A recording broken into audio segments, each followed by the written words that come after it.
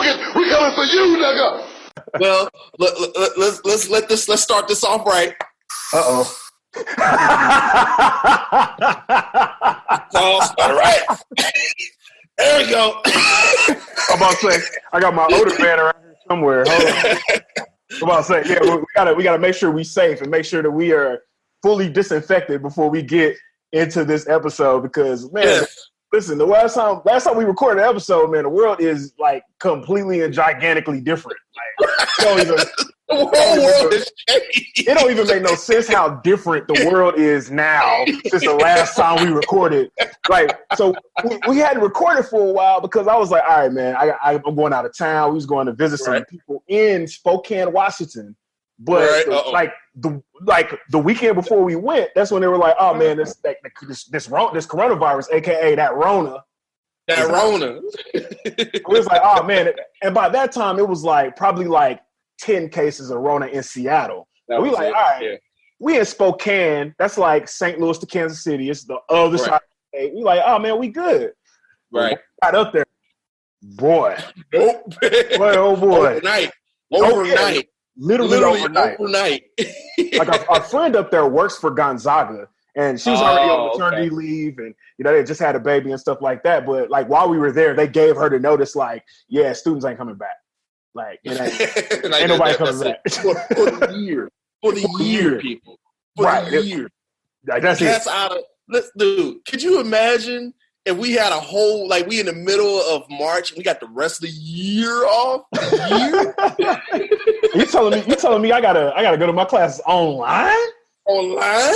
The whole year? Listen. I had a class online for 6 weeks. Right. That class was no fun. Right. Imagine a whole year being online. So. As everyone you all know that the realm of professional wrestling is, or lack thereof now, this virus is pretty much overtaking this world, and because of this virus, there are plenty of awards to be handed out. As a matter of fact, this award now is actually going to be brought to you by a certain individual. And they're not even in pro wrestling, but just for shits and giggles, because this motherfucker just keeps fucking up. He's the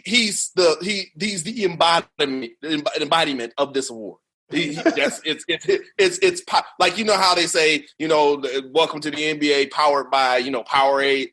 The We Comin For You cast, dude, you fucked up, your ass is doing was powered by, we'll get to it.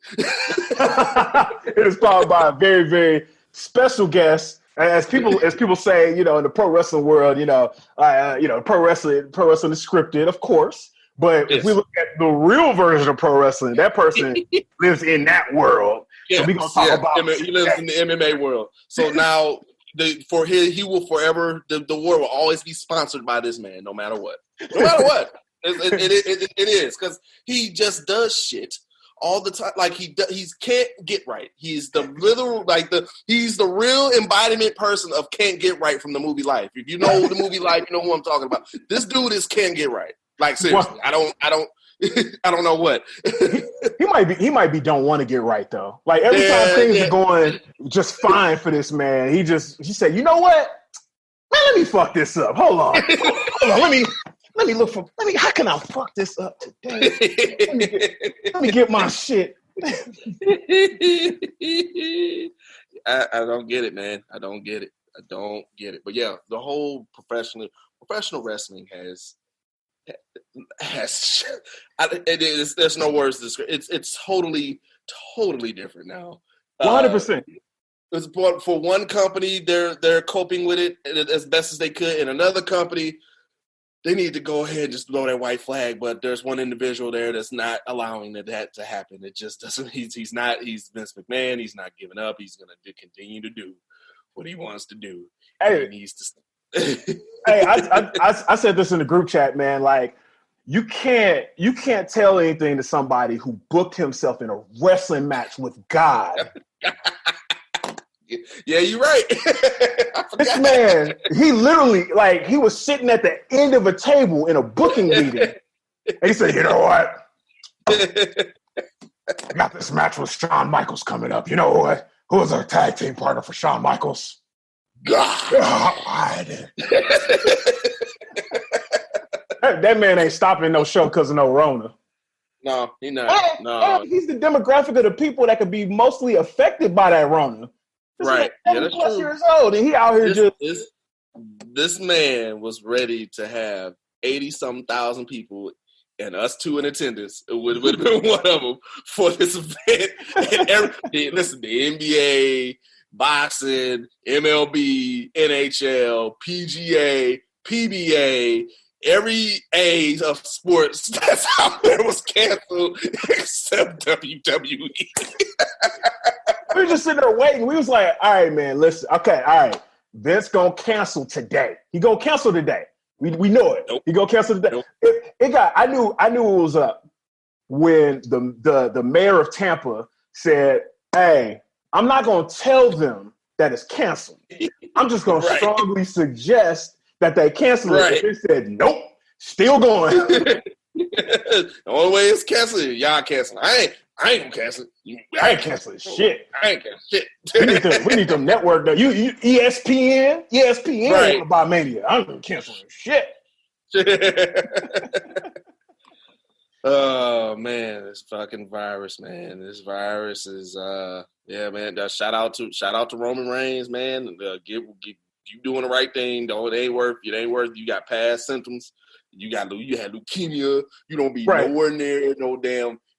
You don't want to be nowhere near a man-made engineered virus. It's all over the world, right? Yeah, conspiracy theory, my ass. They made that shit.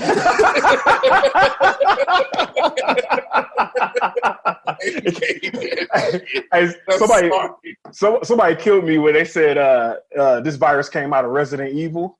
They said it. Somebody said, I can't remember who said that, but somebody said that at the very beginning of it. That was just like, yo, Umbrella Corporation made that joint.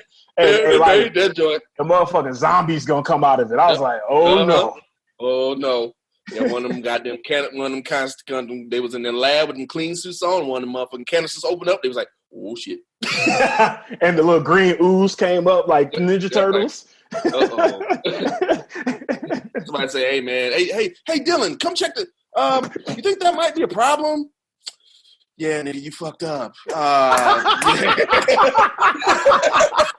what we want, and after we take Lex Luger and the Giant, we want the gold, sucker. Hulk Hogan, we coming for you, nigga. For you, nigga. For you, nigga.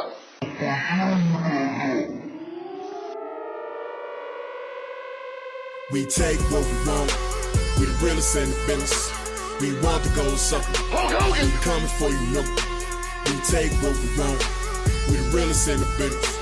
We want the gold, sucker. Hulk Hogan, we coming for you, nigga. We take what we want. We the realest in the business. We want the gold, sucker. Hulk Hogan, we coming for you, nigga. We take what we want. We the realest in the business. We want the gold, sucker. Hulk Hogan, we coming for you, nigga. Coming for you, nigga.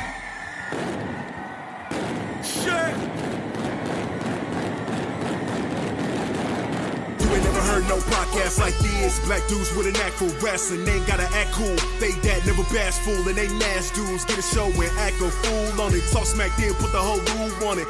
Fueled by shots and bruise your ass is doomed the award if you want it. Lifelong fans with an honest mission. Get media ticks without a mission.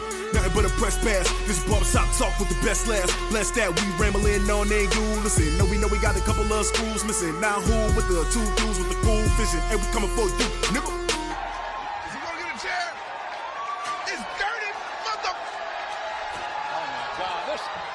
This is uncalled for. This Well, welcome everyone to We Comin For You guys. Hey Dylan, is this okay? Is this okay? No, motherfucker, you fucked up. Get out of here, nigga. You gonna get that Rona. Yeah, right. Oh man, we back. We are in quarantine mode with the We Comin For You cast. We are straight up in quarantine mode, like probably all the rest of the podcasters out there. We got RVS in the mix, ROD in the mix. Where can they find you at besides in a hole away from this Rona? Well, yeah, they can find me in my studio because that's where I work. That's where I do the podcast, where I make beats, all that. You can find me otherwise online at FRANCHICE06, Instagram, Twitter, Snapchat, DRVS Book on Facebook. Like, go find me. Where can they find you at? And they can find me on IG, Snap, all social media platforms that are the number 8 TED_R. I just realized how to really use the Instagram stories. So I just figured that out, how to put music and all that. So I'm on there quite a bit now. Oh man, hey, I don't really do Facebook anymore, at least not personally. Right. I'm just kind of over it. It's just like, man, it's a lot of people. It's a shit show now. I'm ready to I bet. It's bad. It was a lot of people's opinions that I didn't care about when I saw them in person. So now it's like, yo, I really don't want to see that. So I'm still on Twitter every now and then just to get on and, look at the jokes. But Instagram is the joint because it's just like, look, all you can do is post a picture. And if you post a description, I ain't got to read that shit. I can just keep scrolling. Just do that. Do that right there. Oh, boy, we got a hell of a news. We got a bunch of news now, don't we? So this is the interesting thing. And shout out to the homie Matt Whitener, man. Like, he asked us if we had content, while we secluded. We like, oh yeah. Consider that pro wrestling is the only thing still going right now. Right. That's it. Oh, we got content. We got content on content, and like we ain't even hit Mania yet. Yeah. Let's go ahead and get into the news. Let's get into the mother loving news. What we got, RVS? Woo-wee. So, like we were saying, we're gonna give you the Cliff Notes version on the whole WrestleMania joint. So, WrestleMania supposed to. I'm gonna stop you right there. This shit ain't WrestleMania. This is like WrestleFest. It's WrestleFest. It's the video game. Yeah, WrestleFest live from the PG. That's what it is. Don't even call it. This ain't even worthy of being called wrestling. It's WrestleFest. So here's the funny thing too. Me and Rated R have practically booked this show since we were 8 years old. We booked a wrestling show that took place in a small arena with like a drop ceiling, like the ring is 7 foot tall, but then the ceiling is 8 foot tall. So people wrestling in the ceiling fan in the background. Ain't nobody there. We booked this show. They should have hit us up so we could book it for them. But hey, listen, if somebody jump off the top rope and they head go through that drop ceiling at the top of the performance center, a little dust comes out. Little bit of hey, you hit that drop ceiling. Hold up. Hit that drop ceiling. He's like, we gotta get that asbestos out of here. But get the Cliff Notes version of the whole thing. So check this out. So WrestleMania was supposed to take place on April 6th, I think. Yeah, Sunday, April 6th, Tampa Bay, Raymond James Stadium. Ain't happening. It literally took the feds. The feds for Vince McMahon to say, yo, you know what? All right, we ain't gonna do it. Cool. Right? So they were like, all right, we're going to move all the live Raws, all the live SmackDowns, NXT, all that to the Performance Center. Okay, that's fine. Right. But then they said, you know what? We're going to move WrestleMania to the Performance Center. And not only that, we're going to put it on 2 nights. 2 nights. Saturday. For the first time ever. For the first time ever. Now, I'm not 100% mad at the 2-night idea. I think them splitting, because WrestleMania got up to an 8-hour show. That's 8 hours. True. Like there's like, especially for us, like we'll get there. We tailgating at like 10:30 in the morning. WrestleMania start at 6 p.m. Right. Yeah. Right. It's like, yo, it's rough. Don't go off till midnight. That's a rough day, and we ain't get. We paid to do that. We paid for a work shift, yelling in the crowd at WWE. Like, bruh, come on, man. Let's chill out on that. So they moved it over 2 nights, and it kind of took a page from New Japan. They moved Wrestle Kingdom. They put 2 nights to that as well, because Wrestle Kingdom kind of the same thing. They don't have no time limits to their matches. So a lot of times Wrestle Kingdom was like 5-6 hours as well. And it's in Japan. So if you try to watch live in the US, it's like 6. Well, not 6. It's like 2-3 in the morning when you start watching it. Right. So they don't go up to like 9. It go off at a normal time in the morning. Like you could get up and cook breakfast after it go off. Like that's crazy. So I ain't mad at that. The thing I am mad at though is that. And I told Rated R in the group chat, man, I'm gonna flame WWE a little bit, just a little bit, because they have been totally irresponsible in the way that they've been like handling this whole Rona situation. Yeah. Not only that, but just the way they've been taping the shows has been ridiculous. So without further ado, I'm gonna get into the first thing. I'm gonna get into the first news segment. So for those that don't know, if y'all are newly listening, newly watching wrestling, only watching wrestling for Mania season. Roman Reigns was supposed to fight Goldberg for the WWE Championship. Main event. At WrestleMania. Yeah. Guess what? That shit ain't happening. Nope. Roman Reigns said, I got leukemia. I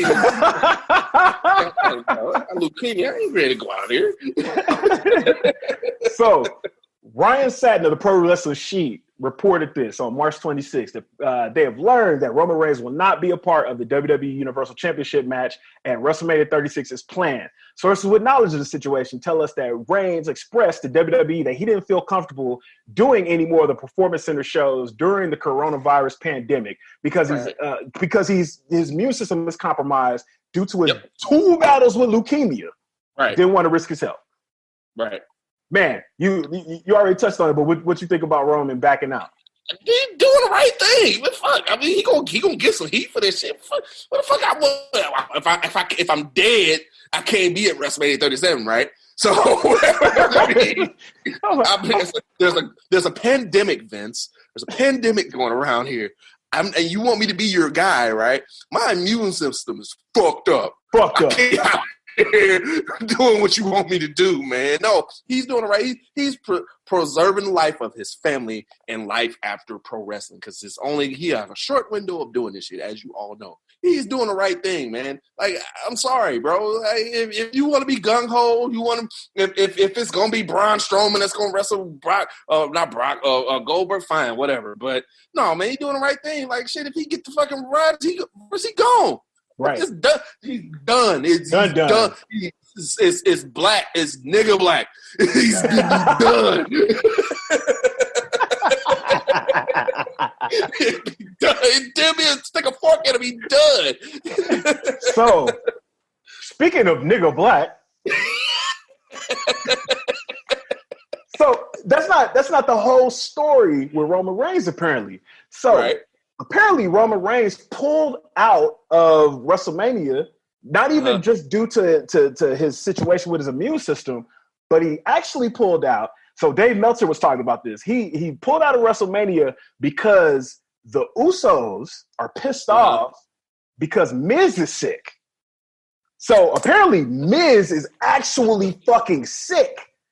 And because WWE didn't do shit about it, the Usos was like, Yo, they didn't call him, bro. They were like, Joe, cuz, listen, cuz, you can't do this. Right. You cannot. Oh, I didn't know Miz was sick, man. Are you serious? Miz is sick, bro. He is sick. Yeah. So, they need to just shut it down, man.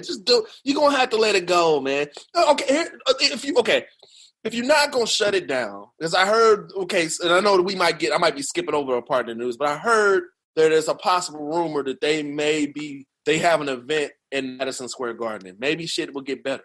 And the rumor is that they have like a main event, like super house show at MSG. And the rumor is that they're going to move WrestleMania to that date, which is in like July. And it'll be coming from MSG. Like, dude, that's perfect. Like, that would be perfect. Yeah. That would be absolutely perfect. Call this WrestleFest, Starcade, Bash of the Beach, Balls of Fire. I don't care. Call it anything and move it another day. Because, dude, it's not. You got your top stars not working. He's sick. You got stars in there who's sick. You got people who gonna be compromising their health I mean, what does that tell you about this dude, man? Like, seriously. Yeah. So, and that's not the only thing. So and this is why I say the WWE's been kind of irresponsible about how they're doing shit, because Miz ain't the only one sick. He's not. Yeah, no, I heard. Who? Give me the list. Give me the list. So far we got Rey Mysterio, we got Dana Brooke, we got Bobby Lashley. Now Bobby Lashley apparently isn't sick, but he traveled outside the country recently, so he's self-quarantining. But so far we've got those names of people that are actually like either sick or quarantined. You know what I'm saying? So that's like, and the biggest thing too, a bigger part of the news is that WWE decided, okay, in order to mitigate this whole process, they wasn't going to do WrestleMania Live on the 5th and 6th. They're going to tape everything. So they're currently taping everything this week. Today is March 28th. They're taping everything as of this week for WrestleMania. Okay. But that's part of the problem, is that people are still getting sick as the whole thing is going on. So we got multiple people sick. We got multiple people in quarantine. And the biggest, the guy in the company, the guy that they were planning on when it was supposed to be in Raymond James Stadium, that they were going to coordinate him, finally do the whole thing where he doesn't get booed and he goes over as WWE champion. They had a whole picture perfect joint. Boom. He's like, nah, bro, I'm good. They need to just shut it down, man. This Rona ain't nothing to fuck around with. It's not. We laughing and shit and joking and all that bullshit, but it's nothing to fuck around with, bro. Like, not at all. Like, if there are any people in the realm that are at high risk, it would be WWE Superstars, because they're global all the time. They're going to Kuwait, to Saudi Arabia, to God knows where. To shut it down, man. Like, now, granted, I get it. You got competition now, so I get that. And not only that, WWE is bankrolling your XFL, so you're kind of in a compromising spot where it's like, no, we gotta go. If Buddy Murphy has to be the Universal Champion, Buddy Murphy, get your ass out there and be Universal Champion. And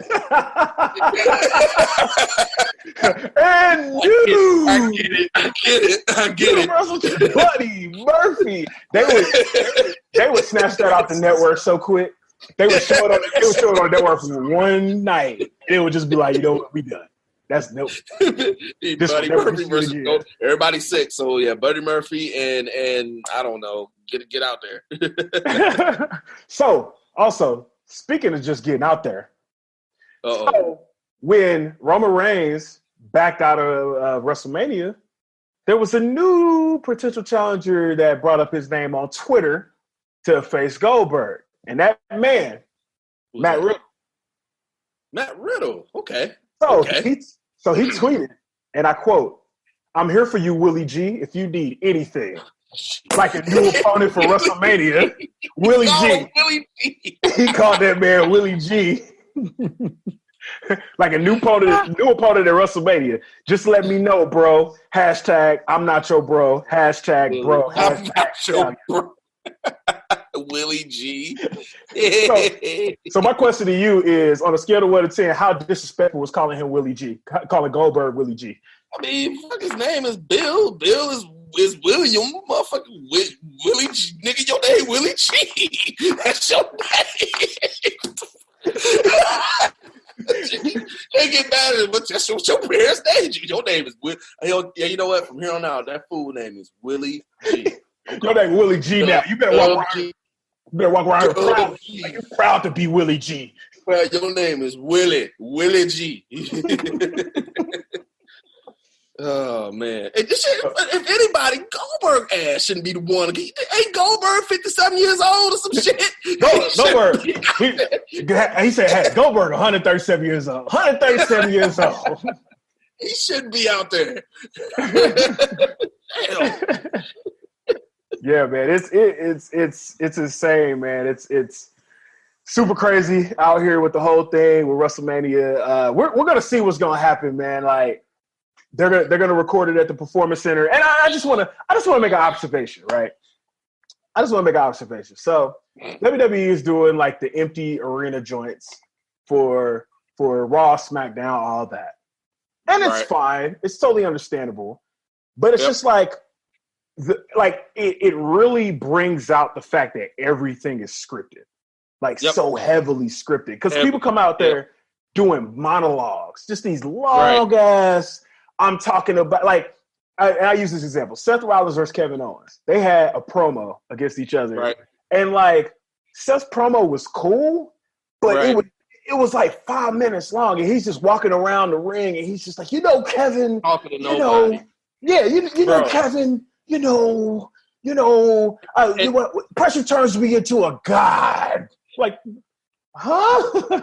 and here's another thing, man. They're so non-intelligent right now. Like, prime example, man. They fucked up when they did the 316 day. I get it, also coming out there, but when he did if I see somebody say if you want to have something, blah blah blah, give me a hell yeah, and they went to the crowd, wasn't nobody there.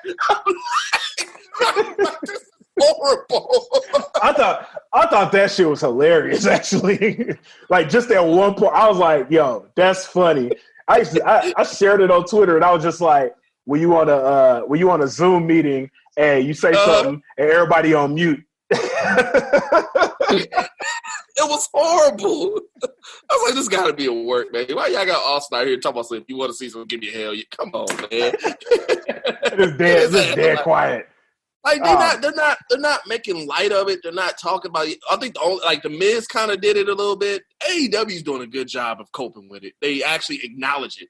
And that's what I'm talking about. Like, acknowledge it. Acknowledge, we in an empty ass arena. Like, they're still going like it's 14, 15,000 people at the Enterprise. No, motherfucker, ain't nobody in this bitch.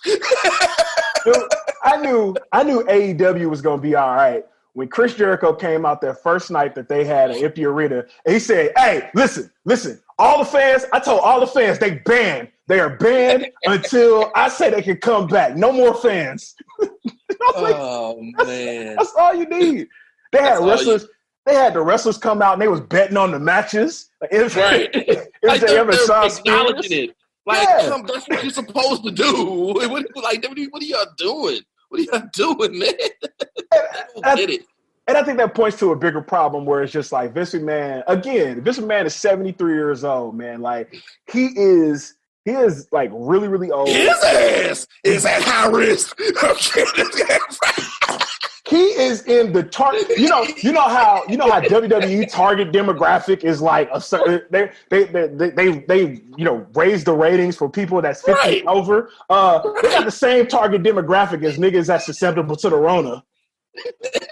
And they out here tripping. Tripping. That fool probably got an 87.922 repeating chance against this fucking virus. 87.299999999 repeat. He out here just tempting fate. Like, come on, man. Come on, Vince. Come on, man. All right. So in lighter news, in much, much, much, much, much lighter news. Okay. So Big E was on Twitter. He revealed that the actual cereal Bootios gets a big endorsement. Really? From who? So, oh God, no. Big E. I feel like you know where this is going already. Oh God, no. No. So Big E tweeted, and I quote, "Bootios are approved by 4 out of 5 dentists and Mia Khalifa, professional adult film."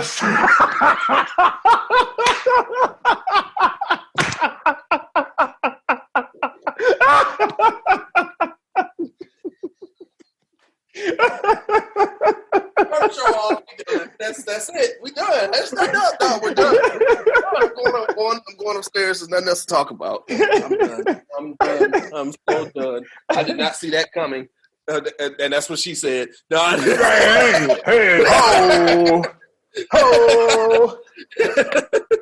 So what Big E shared on Twitter though was a video of Mia Khalifa's Instagram story where she says she says, and I quote, "Amazon was sold out of Cheerios, so And it's a selfie of her, flips it over, box of Booty-O's with Xavier Woods, Kofi Kingston, and Big E on it. Oh, my God. She wanted Cheerios.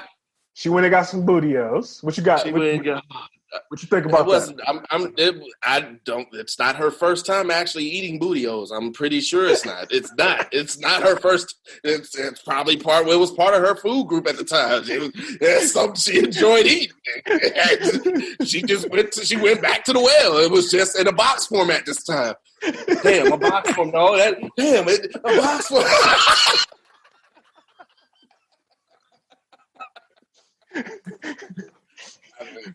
The jokes write themselves, ladies and gentlemen. What more to say?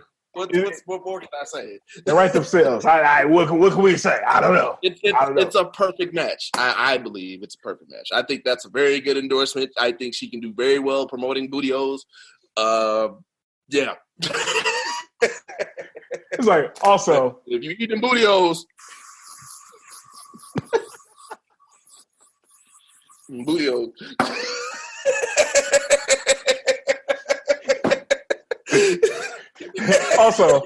also, it's like Mia Khalifa. Was you really looking for Cheerios, though? You know you wanted them Booty-O's. Well, okay, to her credit, she did say she was on Amazon. She did say she was on Amazon. So Okay. maybe she was literally looking for some Cheerios. And, you know, some grocery stores may be closed or she didn't want to go to the grocery store. She's probably not. Now, if it was another website, like the website that promoted this stuff, talk about stayatHome.com. Now, did you hear about that? No, what? I have not heard about this. What is this? This is news to me. So Pornhub, if you go to their website right now, I think it's called stayhome.com now.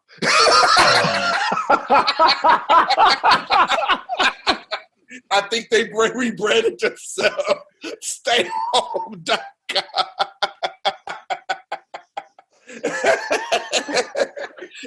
Hey, you know what? Let me verify. Listen, I'm not, because I'm on my work computer. I'll let you do the investigation. You can't. I can't. I'll let you do the investigative report on this joint. Well, let me see if it still says that. Like, at the end of the day, man, say what you want about adult film websites and things of that nature. They're very innovative in their ways of doing things. I will say. Yeah, it's still that. StayatHome.com. StayatHome.com. If you listen to this right now, you listen to this at work, do not go to stayatHome.com. Nope. Stayhome.com. You're going to get fired. You're going to get fired before Rona lay your ass off. You're going to get fired immediately. It's immediately. Man, oh man, oh man. Well, we're going to move on to other news. So, there was actually an invasion that happened on WWE programming recently. From who? Oh, is that Mr. Coates? What's up, Mr. Coates? What up? Hey, what up, Mr. Coates? You need a burger, bro.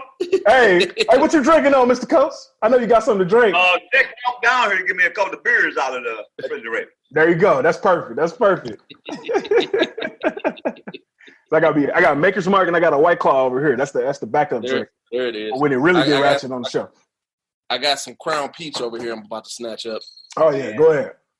So goddamn bored.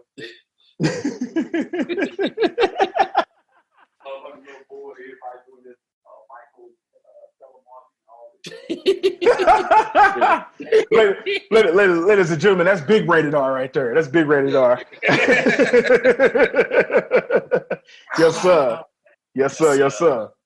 Crown Peach. Like, ladies and gentlemen, the news has been brought to you. This coronavirus edition of We Comin For Ya has been brought to you by Crown Peach and Maker's Mark. And Maker's Mark. Crown Peach and Maker's Mark. They made sure you ain't booty. Not you, Mia Khalifa. You did that on your own. Pretty much. All right. So going back to the news, man, there was an invasion on WWE television this week. An invasion. Right? Oh yeah, I know what you're talking about. Yeah, I know you see this. So AEW World Heavyweight Champion Jon Moxley. That's what makes it funny. He the champion. He the World Heavyweight Champion. Showed up on a WWE program on WWE Backstage this week or the other day. Basically because his wife, Renee Young, still works for WWE. She working from home. And apparently their cat was running around. And the cat ran across the screen. He grabbed him. He came back. Booker T and Xavier Woods was on there. And he was like, I got him, y'all. Like leading to the screen like, what's up? Okay. So this is why this is so funny. And we're showing our ages here. Back in the 90s, when WCW and WWE were at their peak, it was sacrilegious if you saw Bret the Hitman Hart show up on Nitro for just a second. For a hot second. Hands were gonna roll. We saw there was one night in particular where Ravishing Rick Rude was on Raw and Nitro on the same night because they taped Raw. His contract ran out. He was on Nitro live. And he was on the same, and that was a huge deal because he was on the same. Yeah. He was on both shows the same night. He was on both shows.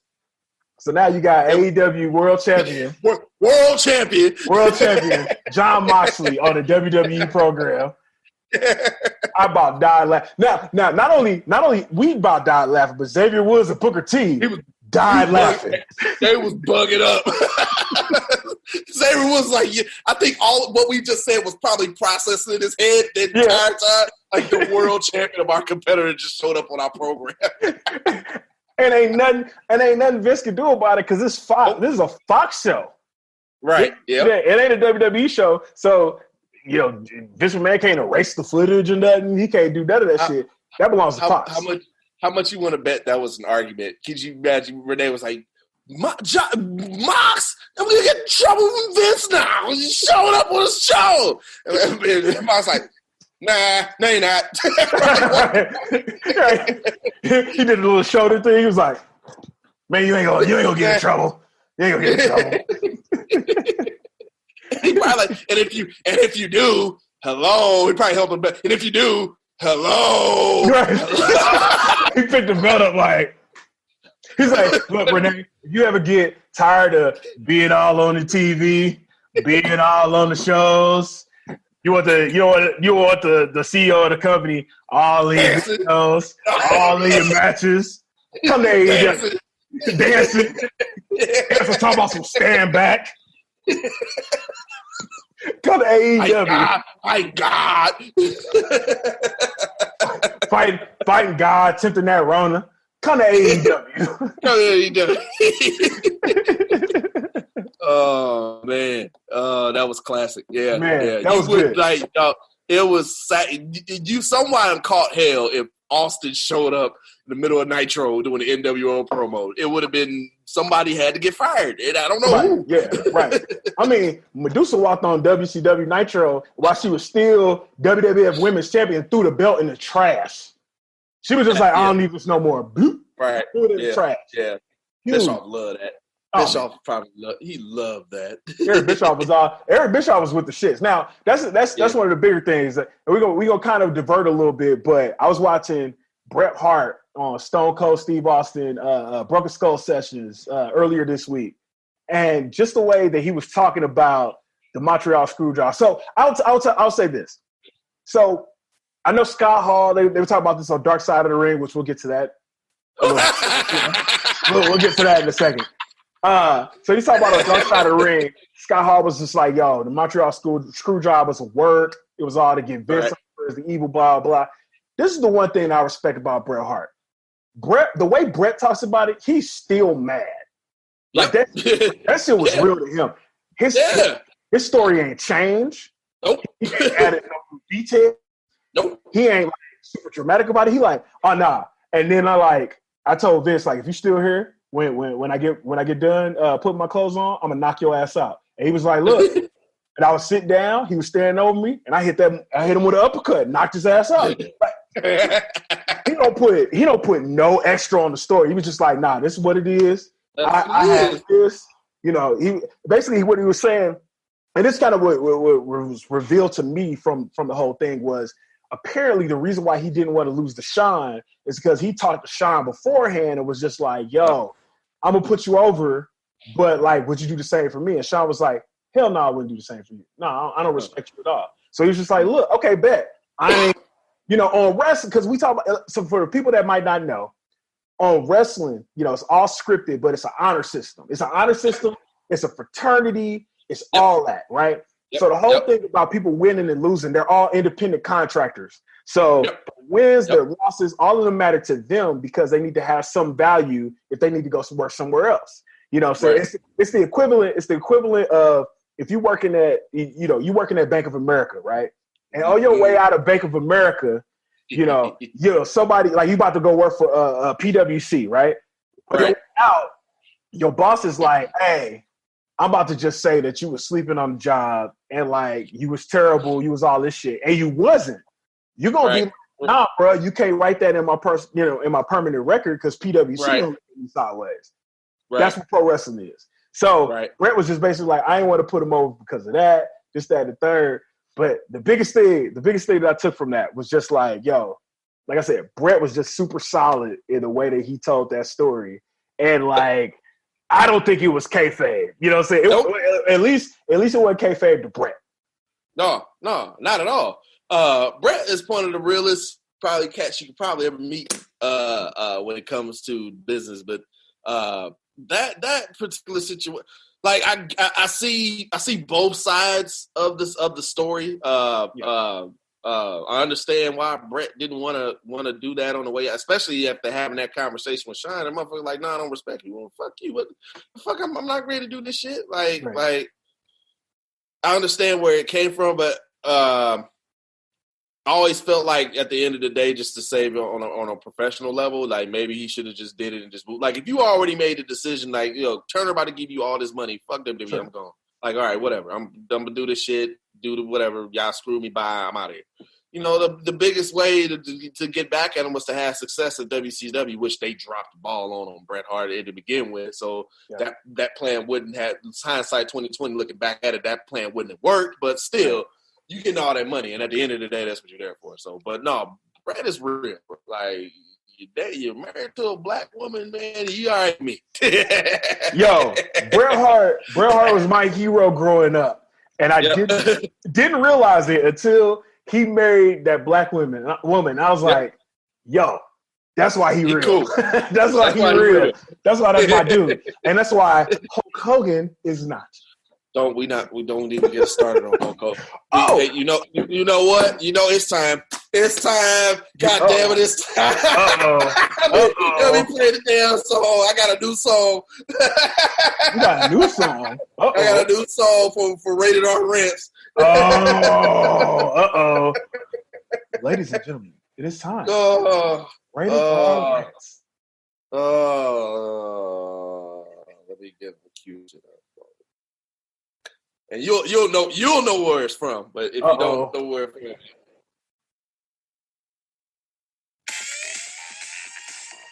It's time for another one of these.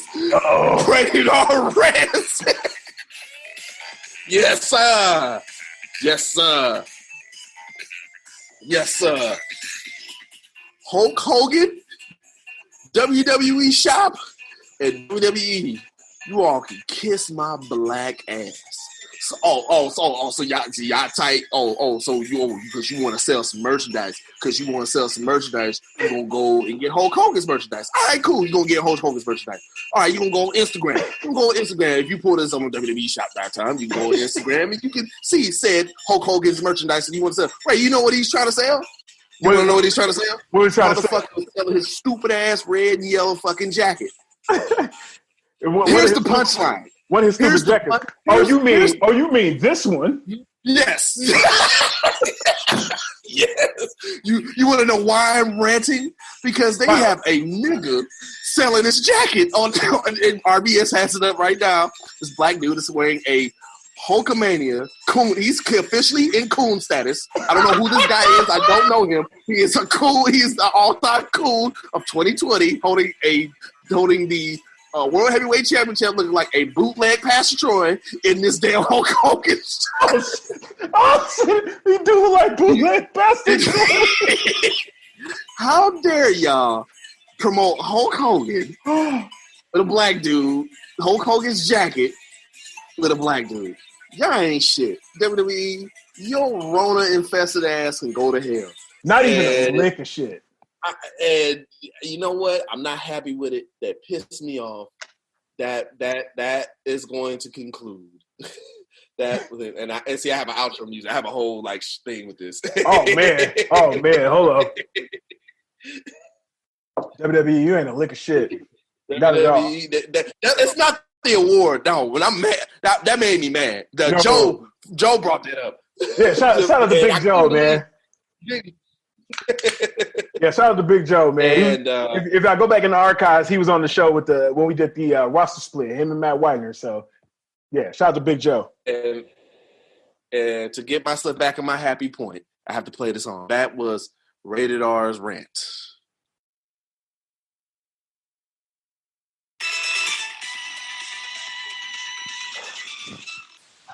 Okay, back to the show.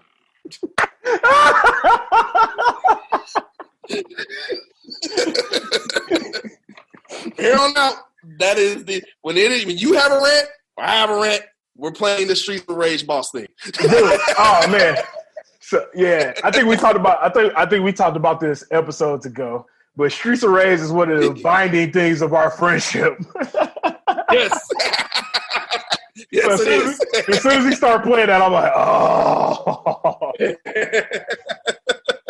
The day the show opens, the cold open starts with that, I'm not happy. and it's gonna happen. One day it's gonna happen. I know it is. It's gonna happen one day. It's probably gonna be next episode. I have to be honest with you, because we probably gonna do next episode until after Mania. We might do one more before Mania. We might do this Saturday, so we might do one episode right before Mania come on, like an hour before Mania come on. Okay, but. Oh my gosh! Should we stream us watching? Should we stream us watching Mania and react to it? So Melissa, my wife Melissa had the best idea. She was like, "Yo, y'all should totally do that." She was like, "Y'all should totally stream, basically stream us watching Mania." And we gotta get Meal Ticket in here. We gotta get Justifiable in here. Add Matt, add Big Joe. Let's get everybody in the room so we could be watching Mania. And live reacted to it, and then put it on the show. We need to do that. Yeah, we need to do that. We need to do that. We might do that. we might pick one night over the other, but we're gonna do it. It's gonna happen. Let me get my White Claw. Hold on. Oh yeah. So this segment of the podcast is brought to you by White Claw. When you don't want to drink beer because you're trying to go low carb and shit, drink you a White Claw. Now, if you don't want to go low carb, drink a beer. Just drink a beer. Just do that shit. I'm still laughing at that Mia Khalifa joint. That's hilarious. That is hilarious. I couldn't believe that. Hey man, Mia Khalifa buying a box of Bootios is probably the best thing to happen to the internet in this whole Rona that nobody realizes. All right, man. Yeah. All right, man. So I just checked up on. I was watching some of the shows. I didn't watch all of the shows, but if we're gonna do a quick recap on the shows, have you watched any of the shows from this past couple weeks or so? A little bit. Okay. Not much. All right, that's all good. I mean, we ain't gonna recap them like we did on the last episodes. We went to WWE.com. They was talking about the martyrdom of Kevin Owens. No, we about to do that. But I'm just gonna give you some of my thoughts on the shows. Mm-hmm. You know what I'm saying? Just some of my thoughts. You know, I like that. So I watched SmackDown a little bit earlier, just a little bit of SmackDown, right? And first and foremost, the show opened up with Bayley and Sasha Banks walking out. They were fighting Nikki Cross and what was the other chick name? Mandy Rose. Yeah. I'm gonna say whatever. If you can tell, I don't watch WWE like that no more. I don't know. One of the blonde chicks. One of the many blonde chicks that walk out. Well, I take it back. No, I think Lacey Evans came out.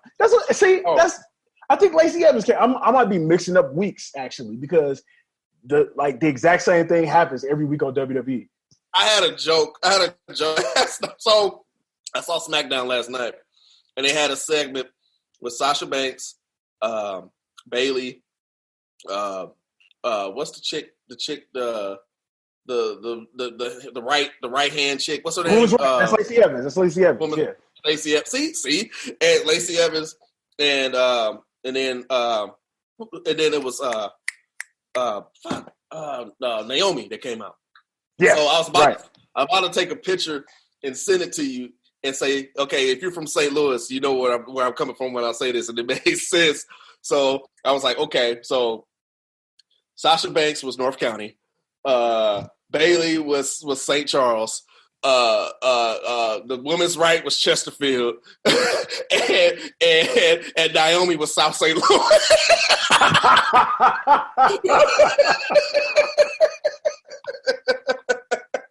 Hey, yo. Shout out to Matt Weiner because we did that before. He's like, yeah, the woman's right chick, yeah, she's somebody from Chesterfield. Listen, that's hilariously accurate, like 100%. We talked. I think that was a couple episodes ago. We was talking about South City, South County, but yeah, yes, 100%, 100%. So the other thing I wanted to talk about on SmackDown, well, I talked about Raw and like the whole Kevin Owens and Seth Rollins joint where it felt like it was like low budget community theater when they were doing their promo against each other. And I was just like, man, I get that they're doing the whole thing in this small arena, but it's so sterile. Like you can hear, like I was watching it with my wife, and she was just like, you can hear the air conditioner in the background. It's like, yo, you can't do nothing else. Like where you can't hear the air conditioner in the background. All they needed was that beep for when you need to take your fire smoke detector. That's all they needed was that beep.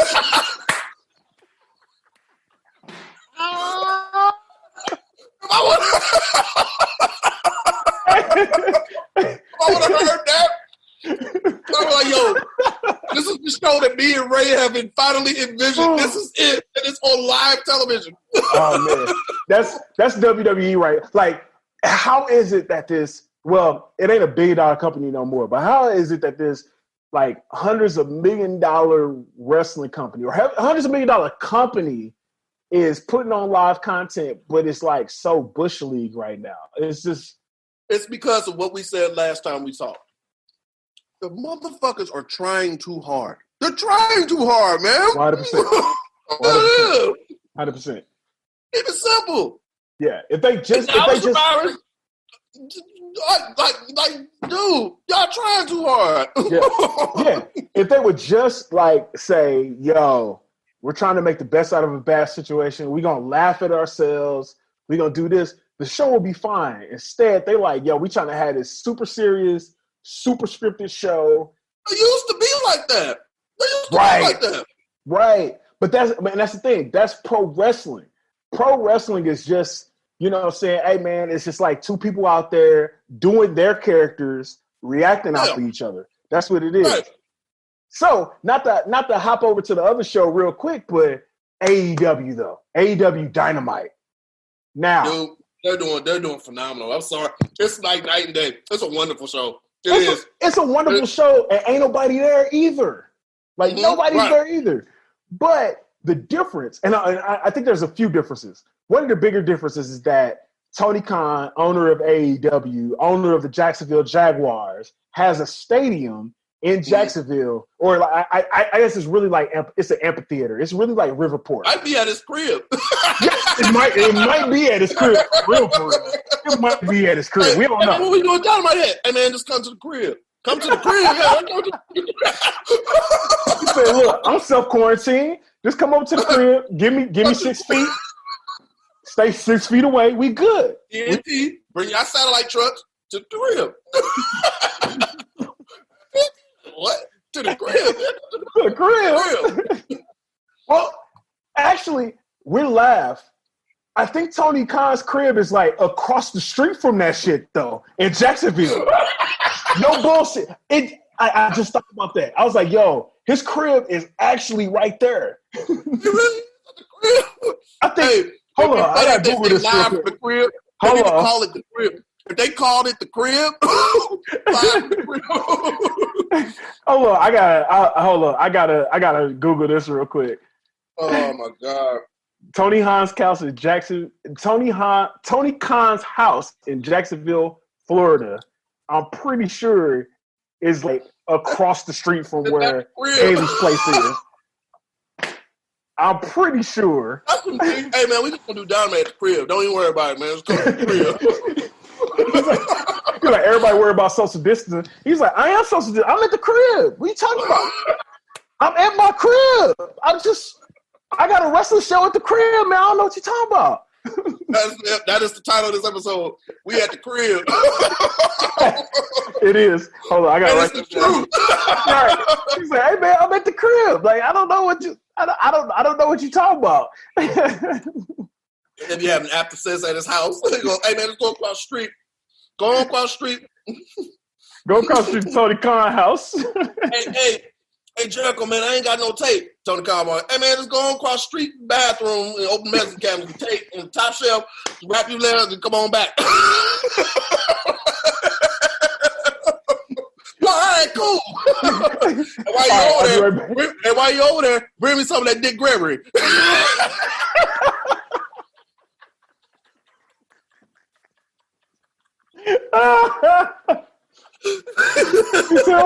I'm at the crib. I'm really sure about. If you don't know where that's from, I'm seeing you now. You're too young, man. You're too young. You too young for us, bro. You too young. Bring me something back of that Dick Gregory. Tony Khan probably don't even know what fucking Dick Gregory was. No, I bet you he do. I bet you he do. I bet you he can quote Harlem Nights from memory.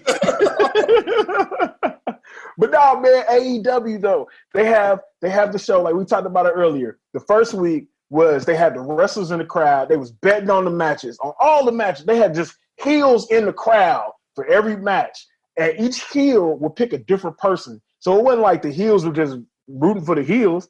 It was like one of them would root for the babyface, one of them would root for the heel, and they literally got like either happy or pissed off based on who they were betting on. Right. This past week, though, I just got done watching that this morning. So they had totally empty arena. But what they did was every time some other people would come out, like Cody was on commentary. Now, Cody had a match at the very beginning. He was on commentary like, yeah, welcome everybody to Dynamite. All right, I'll be right back. That's funny. That's funny. He took his headset off like, yeah, he was like, we only got like 10 people here. Like Brandy was announcing people. He was like, yo, I'll be right back. He took his headset off and he went and had a match and then came back. But see, here's the thing. That's what like All In and everything prepared them for because they literally had to do them themselves. So they was prepared. ain't nothing different about that Rona as to what they've been doing this whole time. Them cats have been in the back like, all right, do this shot, do that shot. All right, hold up, play my interest music in exactly 30 seconds.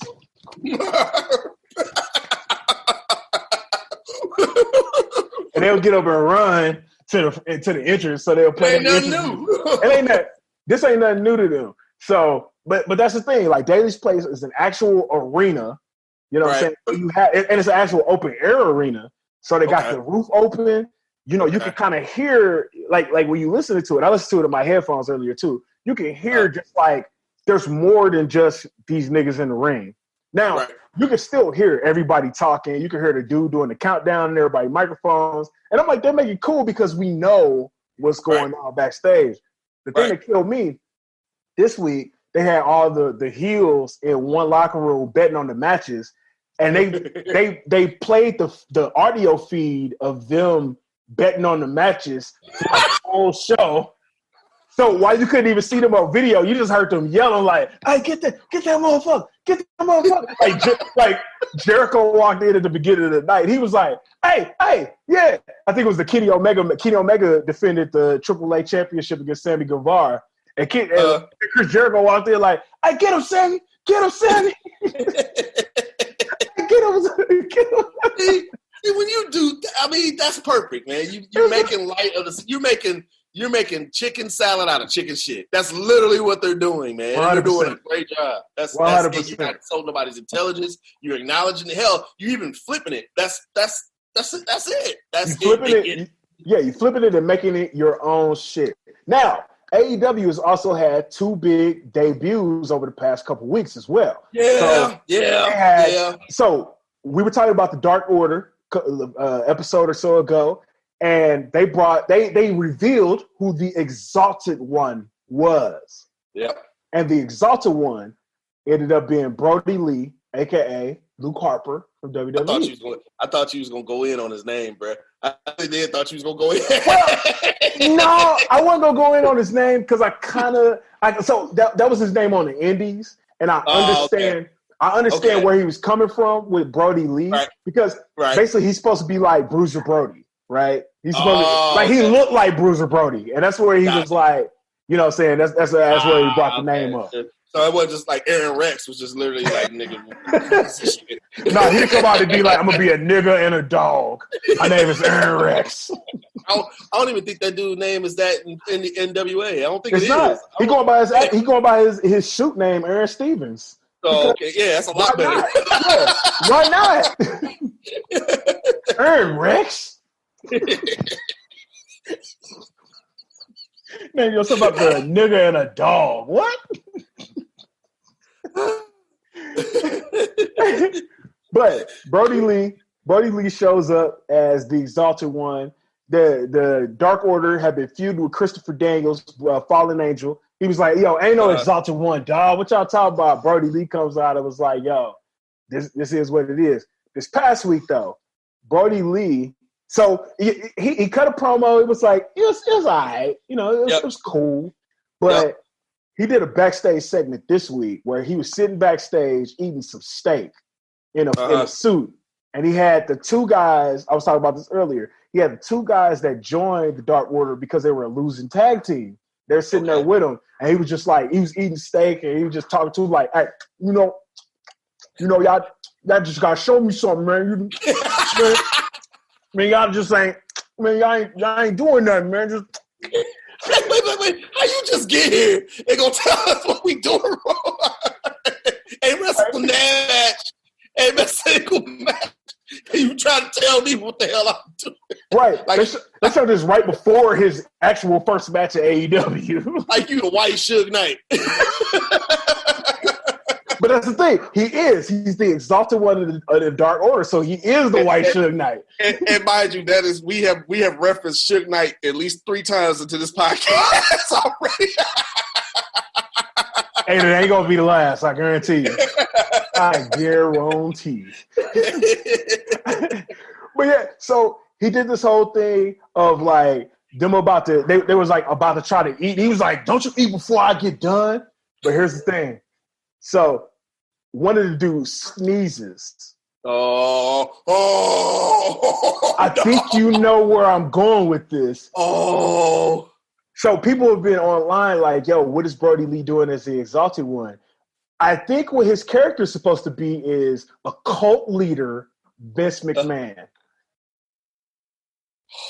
I think the Dark Order is a cult run by a nigga like Vince McMahon. And they're gonna shoot. They've already done that. Because the other thing too, Brodie Lee in his first promo, he said Christopher Daniels was like, "Hey, yo, ain't no Exalted One." He said, "You know what, Christopher Daniels, you're not the first old man to not believe in me."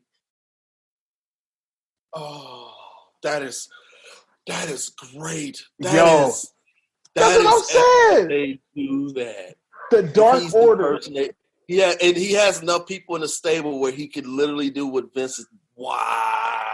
He has enough. And like, if you think about it on like a super meta level, he's got enough people that are nameless and faceless that he's just telling them to go do whatever.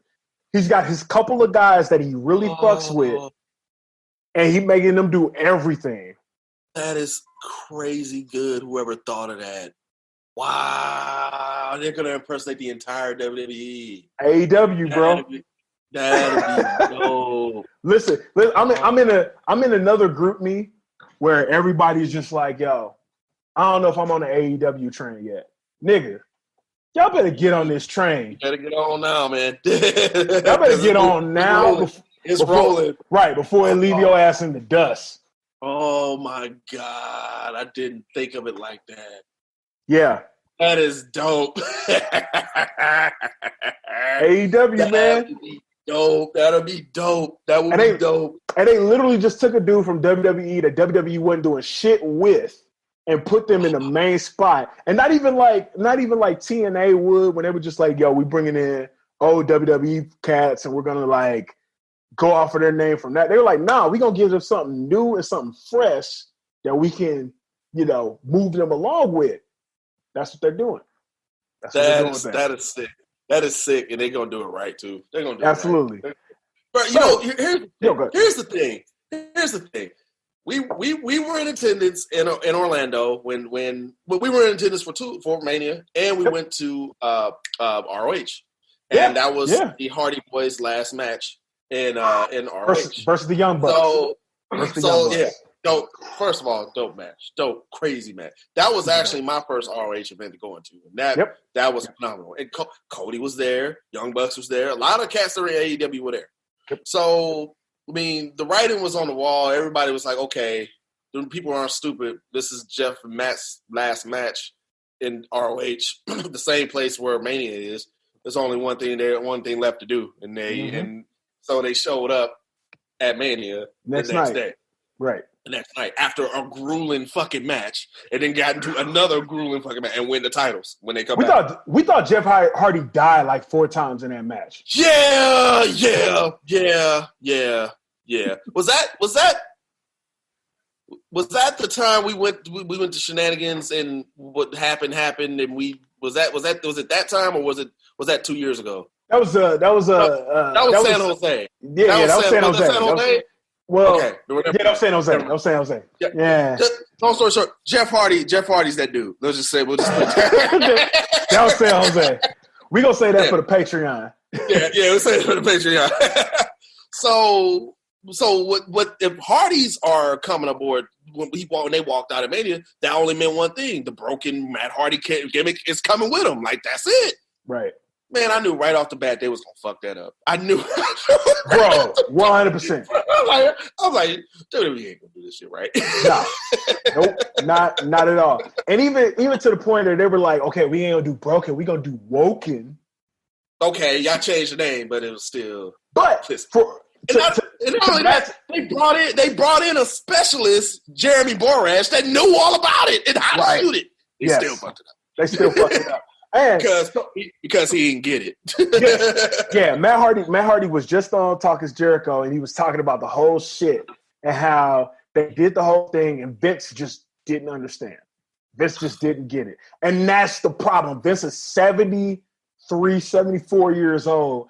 All he knows, like at this point, you can really tell that he's reverting back to the shit that he did in his 20s and 30s. And that's all he knows. But that was 1980 and 1990. Nigga, like, get the fuck out. get the fuck out of here, dude. It don't work like that no more. Like, yeah. I knew they were going to fuck that character up. What I'm shocked is Jeff didn't go with him. So now the room. Go ahead. I'm gonna say the thing about Jeff is that he still has time on his contract because he's been hurt and because he has so many cases. Right. He spent so much time locked up and spent so much time hurt that he still has a shit ton of time on his contract. Okay. That makes sense. Makes sense. Okay. I mean, it does, but it doesn't, because WWE be doing that shit to people. And it's like, bro, just let people go. We already discussed that. We already talked about that. Right. They know what they doing. It's bullshit, man. But, hey, speaking of Broken Matt Hardy re-debuted on AEW, or debuted on AEW, but Broken Matt Hardy is back. He came back last week, came back with Vanguard 1, the drone that comes down. This week, there was supposed to be a confrontation between Chris Jericho and Broken Matt Hardy.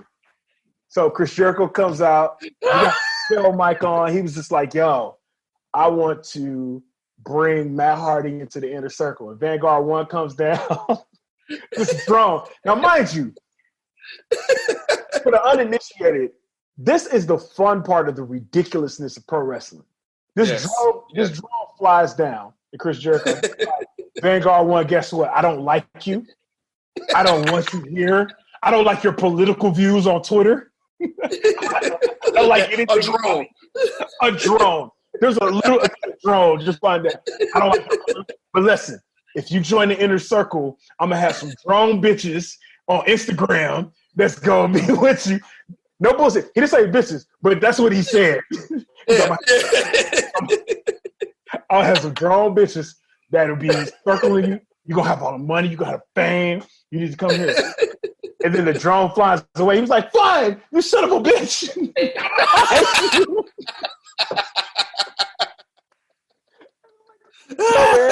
This is ridiculous, but it's hilarious, bro. It's hilarious. Give me that shit. That's pro wrestling, man. It's ridiculous. It's hilarious when it's serious. Yep. Give me that shit, man. I saw that promo that with the drone and Jericho. What is that? Here's my thing. Jericho is getting very, very, very close to being on that Mount Rushmore and being top wrestler of all time, man. He's getting close. Hey, man. He's getting really close. I'm talking like Ric Flair status. Hey, man. I'm serious. I'm serious. I ain't gonna toot my own horn. But you remember No Mercy when we was in high school. I told you that back then. I said Chris Jericho is gonna be one of the best wrestlers ever. And he's you telling me you had a whole 10 to 15 minute segment with a drone and you entertained me. That means you were by yourself and you entertained the hell out of me. And I can't even get a regular ass promo from King Corbin to do something with Roman Reigns, but you telling me this dude can talk to a literally a UFO and have a better promo? Really? What year are we in? Are we in 20? What year is this that we talking about this right now? Like, that's. I mean, Chris Jericho. To be fair, Chris Jericho has been putting inanimate objects over since like 2010. Yeah. This motherfucker came out. He put a scarf over. He put a clipboard over. Yep. Like, come on, man. Like, we talking about Chris Jericho, baby. What are we talking about? Come on. I got the Ross Jericho shirt. Yeah. It is. Yeah, you're right. Yeah, man. He's getting up there in my top 5, man. I'm sorry. Dude. You know, a lot of people argued about him as AEW champion because he's 49 years old, but he was absolutely the right person that needed to be AEW champion to give them the views that they needed. Because people know Chris Jericho. People will be flipping through the channels, flipping through the guide. They look up and see, oh shit, that's Chris Jericho and this new wrestling shit. And that's why we know so many niggas that like AEW, because they turned on, they saw Chris Jericho, and they was like, hey, hold on, let me see what's going on. Y2J? Is that Y2J? Y2J on TNT? What's going on? Hey, Chris Jericho on TV, bruh. TV cut on my mama now. My mama, I fought Chris Jericho long way, dog. My mom. Oh shit! But yeah, man, like Chris Jericho, he had a confrontation with Matt Hardy, with Broken Matt Hardy, and it was hilarious. Yeah. Just hilarious. Yeah. Just everything with the Inner Circle, Chris Jericho's group, the Inner Circle, how they've been beating up. So John Moxley, as we talked about it earlier, AEW champion. He beat Chris Jericho for the championship, become the second AEW champion. But Inner Circle has been jumping John Moxley and doing the Shield powerbomb to him. And then instead of bringing their fist in, they just bring all their middle fingers in. I'm like, yo, how could you not like this? How could you not? for the cast because the cast that's on that other group me, they complain about WWE like everybody else. I'm like, yo, just watch AEW, bro. Yeah. Just watch it. Just watch it 1 week. You'll be like, yo, this is wrestling. Yep. One more thing about AEW before we move on. So, Jake the Snake Roberts. I don't know if you've seen this. I saw the first promo, but I didn't see the second. Jake The second one's better than the first one. Oh man, he's had like 3 promos so far. So that first promo that he came in, he walked out. Cody was in the ring, and he was just like, "Yo, yeah," and he was just like, "Yo, I ain't here." Basically, he compares Cody Rhodes to Julius Caesar. He was like, "Caesar, hail Caesar." You know, I know what it is, but I got somebody that's gonna beat your ass. That's basically what Jake Roberts like. I got somebody that's gonna beat your ass.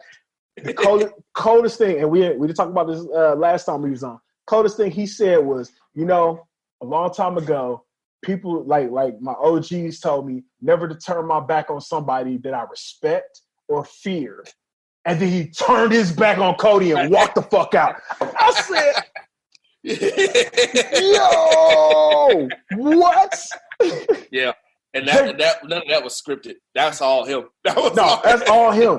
That's all him. All of the mind of Jake. A clean and sober Jake Roberts is something that wrestling needs 100%. Yep.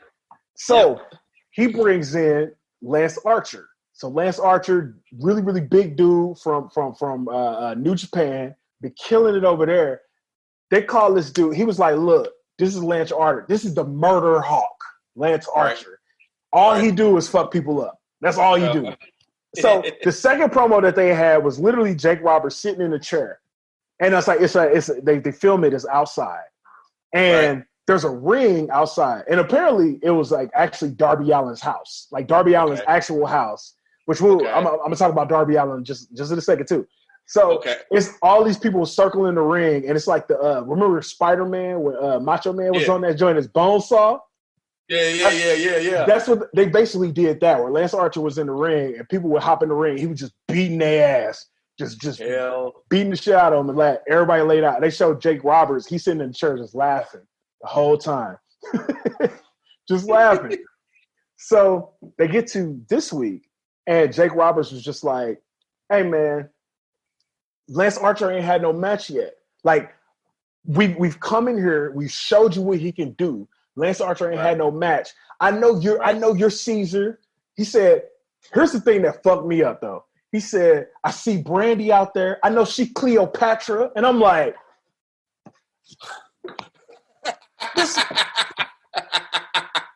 yo, he brought the real life. Yep. Julius Caesar marrying the black woman Cleopatra into the whole. I was like, the whole thing. Yeah. What? Yeah. And we talk about people just freestyling. Just, hey man, this is what I'm saying. This is just what it is. I'm like, yo, this is crazy. So, long story short, Lance Archer versus Cody Rhodes next week on AEW Dynamite. It's gonna be an empty arena again, but it's gonna be lit. Yep. I think this was the one I think was going to be in St. Louis. I think it was. It was going to be the one in St. Louis. It really was. I think it was. But they're coming back April.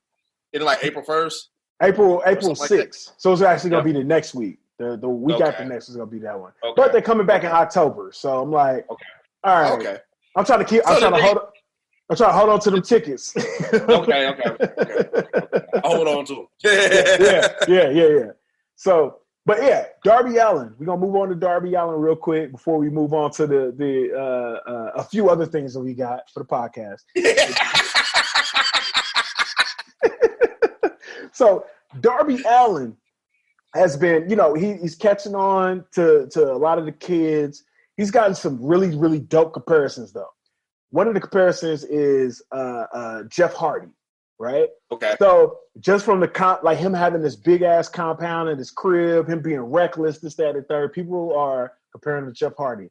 Cody made this comparison on AEW this past week that really, really got me to thinking. Because he paints his face and shit, and because all the kids paint their face, he said, "Yo, Darby Allin might be a young Sting. Ooh. A young Sting. What you think about that? Okay, I can't say much about it because I haven't watched much of Darby Allin. Okay. But now I need to. Because if he's been compared to Sting. Yeah. And then just some name you just throw out. No. That's a tough statement. You say he's compared to a young Sting. All right, I had to look him up. You gotta look him up. IWC. I'm sorry, IWC. I didn't know who Darby Allin is. I asked Rona been around. The Rona got that Rona. And I ain't been paying attention. But no, so IWC, everybody else in between. So they Evolve just posted this match. I haven't watched it yet either, but I know it's probably dope. They posted a match of Velveteen Dream versus Darby Allin. Oh, well, I gotta watch that. That part. I know about Velveteen Dream. Here's the thing. I was a fan of Patrick Clark when he was trying to get in WWE. When he was on Tough Enough, bro. And I sent him tweets when he was trying to bone. What was that one chick that was on there? She's fine as hell too. What was the chick name? It was beginning with a G. But he was talking about. He's like, "Hey, y'all, make the hashtag give Patrick a chance." And I tweeted, "I give Patrick a chance," and he retweeted it back. I forgot that. I forgot about that. Oh man. Yeah, I don't know why that girl didn't get signed because she was from Australia. And she was bad. I forgot her name though. Oh, they called her Gigi.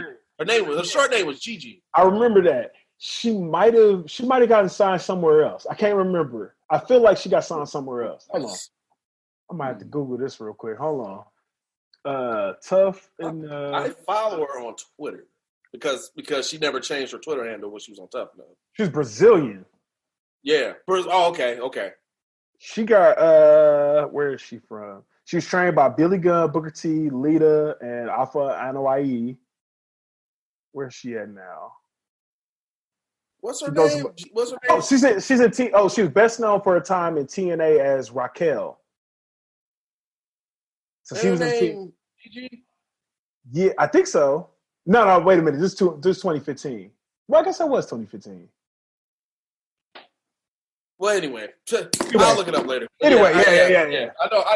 I know who I'm talking about.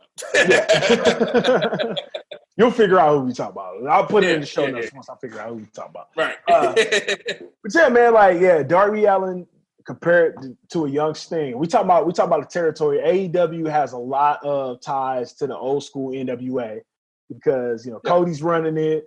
It's on TNT. Like a lot of that stuff is happening. So, man, we'll see. I think Cody made that reference because of the effect that Darby Allin's having on the younger fans. So, and I think even Big Joe even mentioned that his son was just like when they went to Dynamite that was in Atlanta when they had the cage match between Cody Rhodes and Wardlow, and he was just like, "Yo, my son is here to see Darby Allin." So, wow. Darby Allin might be a young Sting, bro. Yeah. I'm about to check him out. Man. All right. So before we get into this illustrious award, and before we talk about the award, I just want to talk about something, and this is like fresh off the presses. This is like right before we got on the podcast. Breaking news. Breaking news, right? Did you know that they have wrestling promos on the site genius.com? No.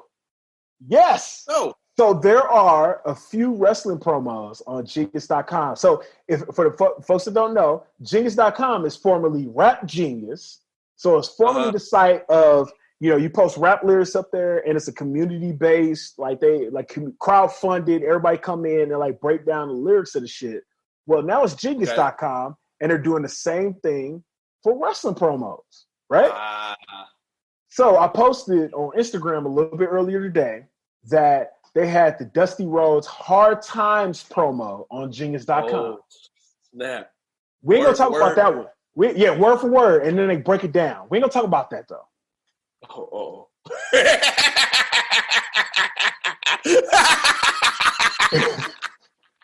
The promo that we gonna talk about, and I'm gonna read word for word. They got the Steiner math promo. Hold up, I want to read it word for word I want to read it word for word. It's on genius.com. It's on genius.com. Hold on. I Word. think it might be a chat in here. Hold on. Is there a chat in? Yeah, there's a chat. Hold on. I'm going to send you the link via chat. Oh, God. That is one of the best promos of all time. There you go. Just sent it. Okay, hold on. Yes. So they got the Steiner math promo on here. So I just want to take some time, if you will, baby, to read the Steiner math promo live on the We Comin For Ya cast. If you have not seen it, I'll put the link in the show notes so you can partake. Okay, I'm at the site, but it ain't. Hold on, it ain't loading. Oh, it ain't loading that? Did you click the link? Yeah, I clicked the link. I'm at the site, but it says about the number 2 contributors. He breaks down this match was blah blah blah blah blah. Where is yeah.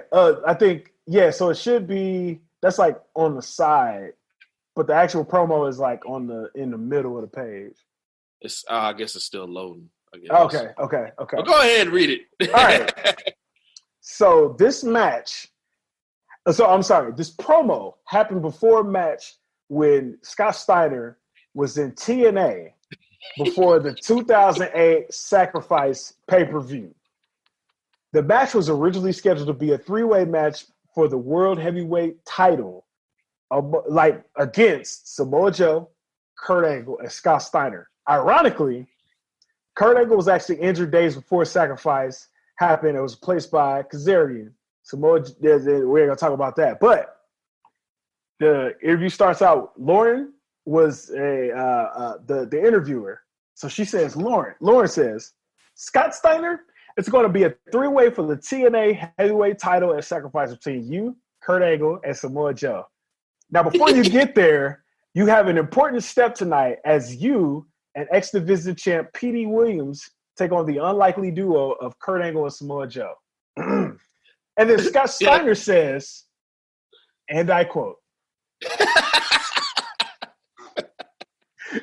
you know, they say that all men are created equal. But you look at me and you look at Samoa Joe and you can see that the statement is not true. See, normally, if you go one-on-one with another wrestler, you have a 50-50 chance of winning. But I'm a genetic freak, and that's not normal. And I'm not normal. So you got a 25% at best to beat me. Then you add Kurt Angle to the mix. Your chances of winning go drastic down. See, the 3-way at Sacrifice, you got a 33rd and a third. You got a 33rd and a third chance of winning. But I got a 66 and 2/3 chance of winning because Kurt Angle knows he can't beat me, and he's not even going to try. So Samoa Joe, you take your 33 and a third chance minus my 25% chance, and you got an 8 and 1/3 chance of winning that Sacrifice.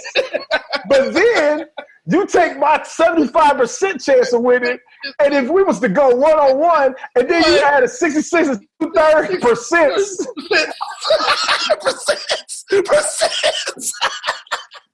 Percents plural. I got 141 and 2/3 chance of winning a Sacrifice.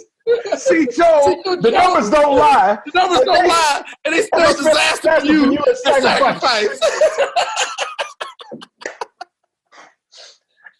That's one of the best promos of all time. One of the best promos. But and the math is correct. The math is correct. But the thing about Genius.com is that people contribute and they break down the shit. This site has to work. I can't see it. I have to get the site working. So let's break down when Scott Steiner says, so Samoa Joe, you got a 33 and a third chance. So one Genius contributor says, if Angle won't even try to beat Steiner, instead letting him win if it comes to it, this is essentially a 2-on-1 handicap match. This means Steiner is only fighting one opponent, which, as he said earlier, gives him a 75% chance of winning. Joe will be up against a double disadvantage fighting two opponents at once and fighting the Genetic Freak 101. So, don't sound like Joe winning this match. It don't sound like Joe winning this match. However, spoiler alert, Samoa Joe won the match. Samoa Joe won the match. Speaking of Samoa Joe. Uh-oh.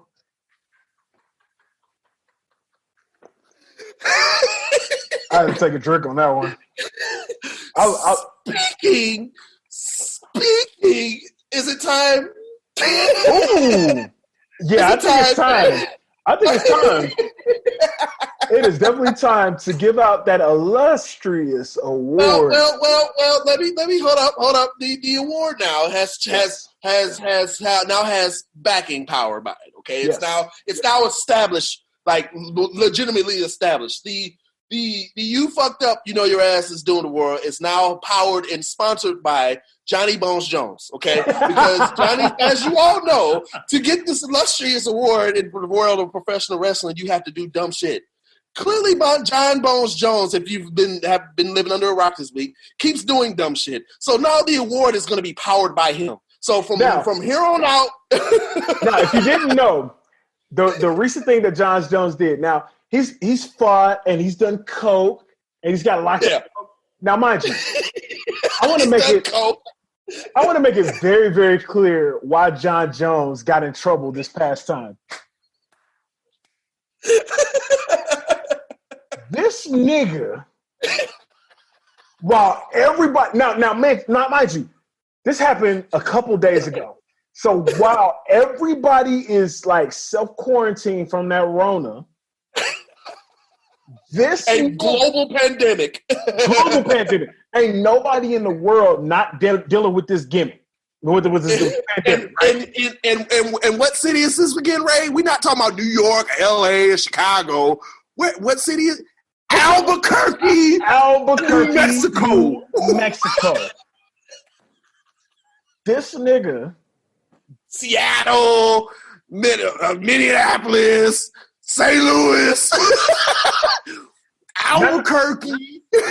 Not no cities that you expect ratchetness to happen in real life. They had to make a whole show with fake ratchetness. Sorry. This is a pro wrestling show. Scripted ratchetness that happened in Albuquerque called Breaking Bad / Better Call Saul. This motherfucker went out in Albuquerque and got a DWI and a weapons charge while everybody's quarantined. Oh my God. Oh.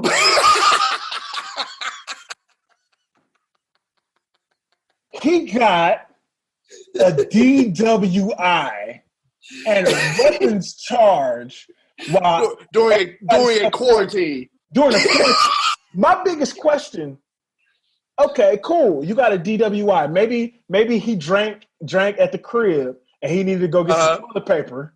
It don't matter. You can't give it. Doesn't matter. It doesn't matter. You can't give it benefit. Okay, so here's the real question that we need to ask here. Should there be a you fucked up, you know your ass is doom award and then a John Jones award? Like, or should it just be the you fucked up, you know your ass is doing award powered by John Jones? Here's my suggestion. I think it should be the John Jones's Freedom Memorial Award.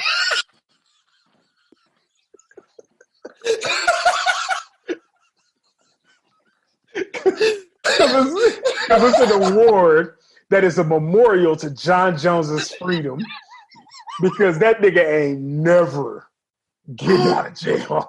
And he gonna go right back in. Like, he made a decision a long time ago. He said, you know what? I'm going to go out in the middle of a quarantine with a gun. And I'm drunk and I got a gun. I got a gun on me. Ain't even nobody outside to shoot. But I'm going to take a gun with me because that nigga wants his freedom to die. So he don't want his freedom no more. You fucked up. You know your ass is doomed. Has now been recrescent to the John Jones Freedom Memorial Award. I like it.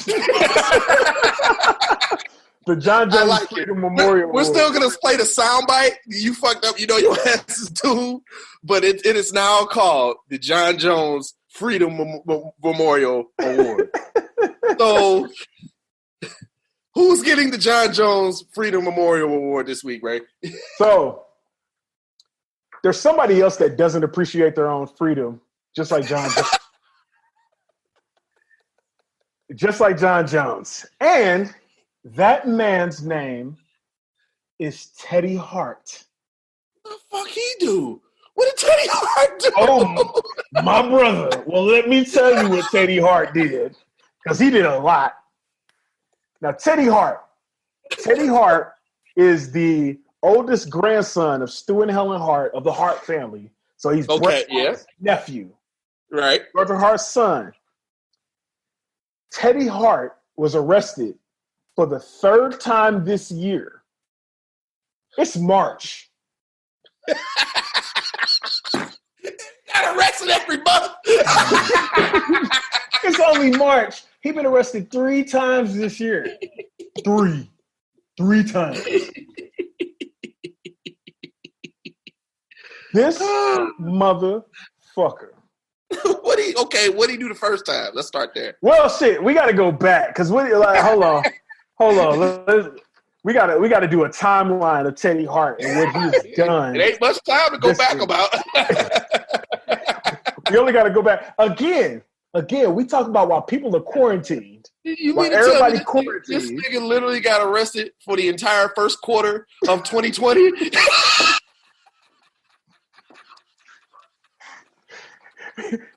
He took every possible opportunity to get arrested in the first quarter. Every opportunity he had to get arrested in the first quarter, he did that shit. He did that shit. He got his little cat that he been bringing around and shit. He be a little patting the cat. Oh, also, if you watch the Hall of Fame where Bret Hart got attacked by that fan, Teddy Hart was the dude in the neon pink highlighter. The neon pink highlighter outfit that got in there and whooped the dude's ass. I can see it. Yeah, this motherfucker has been arrested. Well, basically, let me put it this way: the first 2 times he got arrested this year for just violating his probation. He was already on probation in 2019. And he continued to violate that shit in 2020. He's definitely getting an award. So, even worse. So, as veteran wrestler, Teddy Hart was arrested in Richmond, Virginia on Thursday, his 3rd arrest of the year. He was arraigned this morning on charges of strangulation resulting in bodily harm. He's currently being held without bail in Richmond County Jail. So, this motherfucker allegedly... Mind you, during a quarantine, we got to throw that in there. During the quarantine, strangled... Oh, hold on. Wait. Hold on. So to get the fans a little extra, what is the details of this quarantine? You ain't supposed to be doing what? Shit. You ain't supposed to be doing nothing. A damn thing. You're supposed to be doing nothing. So I forgot this link that I had up has the timeline on it. His first arrest came on February 12th, where he was charged with possession of a Schedule III narcotic with possession and intent to distribute. Okay. His second arrest came from a violation of his the violation of his house arrest from the February 12th shit. This one, he couldn't leave the house. This one, he is accused of assaulting wrestler Maria Manic, his on-again, off-again girlfriend, and that's where he got the strangulation charge. She said, Maria Manic said, I literally had to pull my gun on Teddy Hart and throw him out of my friend's house. This piece of shit literally choked out and physically assaulted Maria Manic. Sorry, this is the person that was talking. Ace Montana is the person that said he had to pull the strap out on him. He said, this piece of shit literally physically assaulted Maria Manic and would not let her get help. She texted me, I'm in danger. never ever did I think a piece of shit guy like this would now be arrested. Well, he has now been arrested with a felony against him. I don't think this guy knew how close to death he was. Fuck you, Teddy Hart. So that's another wrestler, Ace Montana, reporting on Teddy Hart. And you know what? I'm gonna go ahead and put my own commentary with him. Go ahead. Ace Montana probably should have shot his ass. Because look, you out here strangling. Look, hold up. You out here trying to get arrested every month for the whole first quarter of 2020. During the quarantine. The middle of a quarantine. Yep. Yo. Oh, okay. Just got. Okay, I just got some bad news. Family members just got the coronavirus. Oh shit, man! Damn. Yeah. Fuck. Go ahead. Yeah.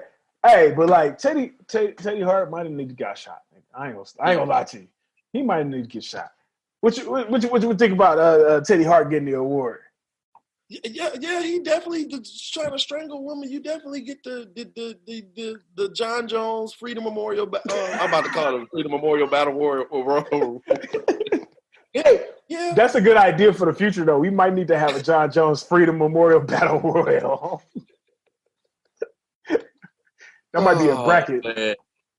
Come on, what's his name again? Teddy Hart. Come on, Teddy Hart, man. You can't be strangled. You can't strangle. First, you can't be strangling a woman. Second of all, you can't be getting in trouble the whole first quarter of 2020. And then third, you in the middle of quarantine. You know damn well you ain't supposed to be doing nothing. Nothing. Yeah. And no, bro. He definitely gets the. Well, he gets the first. It's the inaugural. Since we just requested, he gets the inaugural John Jones Freedom Memorial Award. Congratulations. Congratulations, you piece of shit. We will be sending it via FedEx, hopefully quarantine free and virus free. And you will be receiving this message within 2 to 3 business days. Enjoy your award. And we would also like to add maybe a couple of dollars on your commissary. I don't know. Maybe we can do that. I don't know. I ain't giving him shit on his commissary. He needs to stay in jail. His ass is fucking up. All right. Man. So before we get out of here, we got one more thing that we got to do. We got to give out the I'm Black Y'all segment. Hey, man. Do the I'm Black Y'all segment. Hey, man. I got to give it to R-Truth this week, man. I don't know if we've done it. R-Truth? I have to give it to R-Truth. I watched the R-Truth 24/7 on WWE Network. Okay. It's very, very good. Okay. I got, and mind you, he has one of the top rap songs that's out right now. It's actually pretty dope. You know what? I can't lie. I am not a fan of R-Truth. But that song, I'm especially not a fan of R-Truth's music. Right. But that song that he just put out, it slap a little bit. I ain't gonna lie to you. That shit slap a little bit, bro. It slap a little bit. Bet. All right. Okay, cool. Let's do Ron or R-Truth for the I'm Black Y'all segment. Now, if y'all aren't aware, we do a segment every time we do the show where we highlight a black wrestler that's been, influential to the business of pro wrestling. So, and as much as I'm not a huge fan of this dude, but we're going to do it anyway because this is the segment. So check this out. Ronnie Aaron Killings is an American professional wrestler, rapper, and actor. He is currently signed to WWE, performing on the Raw brand under the name R-Truth, where he's the current 24/7 champion. Now, that took a lot of dedication because the 24 champion changes every hour. So Somebody changes his on Wikipedia all the time. In his record 35th reign as 24/7 champion. Outside of WWE, he's best known as Ron the Truth Killings. Killings worked for World Wrestling Federation way back in the day as K-Quick from 1998 to 2002, forming a team with Road Dogg Jesse James, winning the WWF Hardcore Championship twice. After his release in 2002, he joined Jeff Jarrett's new promotion, Check it out. TNA, This next sentence is what does it. This is why this is it. This is it right here. Go ahead. And like literally, this is what made me a fan of Ron the Truth Killings before. As Ron the Truth Killings, he won the NWA World Heavyweight Championship twice, being the first African American wrestler to win the title. So that title. No matter how I feel about R-Truth, man, he did the damn thing in TNA. Like his run in TNA was phenomenal. He was that dude at TNA. So he returned to WWE in 2008, rebranded as R-Truth. As R-Truth, Killings won the WWE United States Championship, WWE Tag Team Championship with Kofi Kingston, which that's dope. In 2011, he was elevated to main event status, headlining Capital Punishment pay-per-view against WWE Champion John Cena. R-Truth also formed a tag team with The Miz called Awesome Truth, which that was a pretty dope tag team, not gonna lie to you. Tag team. Facing John Cena and The Rock at Survivor Series. That's big time. That's actually big time. In the years that followed, he was used as a comedy wrestler, primarily wrestling on the undercard until 2018, when he teamed with Carmella to win the second edition of the Mixed Match Challenge that primarily took place on Facebook. He then captured the United States Championship for a second time in January 2019.